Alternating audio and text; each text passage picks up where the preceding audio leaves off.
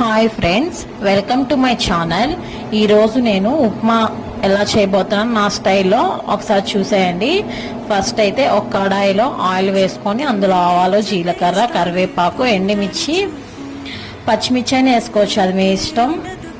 పచ్చెనగపప్పు, onions golden colour వచ్చినంత వరకు బాగా ఫ్రై చేసుకున్నాక అందులో టొమాటోస్ వేసుకోవచ్చు. అది మీ చాయిస్ ఈజ్ యువర్స్. నేనైతే టమోటా వేసుకున్నా, మీకు ఇష్టం ఉంటే వేసుకోవచ్చు, లేదంటే అవసరం లేదు. నాకు టమోటా వేసుకుంటే కొంచెం ఉప్మా తినాలనిపిస్తుంది, సో నేను టమోటా వేసుకున్నా. బాగా ఫ్రై అయిన టమోటా కూడా వేసుకొని బాగా ఫ్రై అయ్యాక మనం ఉప్మా రవ్వని తీసుకున్నాం. దానికి కొంచెం ఎక్కువ క్వాంటిటీలోనే కొంచెం వాటర్ ఎక్కువ పోసుకోవాలి. పోసుకున్న తర్వాత అవి బాగా బాయిల్ అవ్వాలన్నమాట. ఒక 10 minutes బాయిల్ అయిన తర్వాత మన ఉప్మా రవ్వ మనం గెంటితో ఆ వాటర్ని కలిపి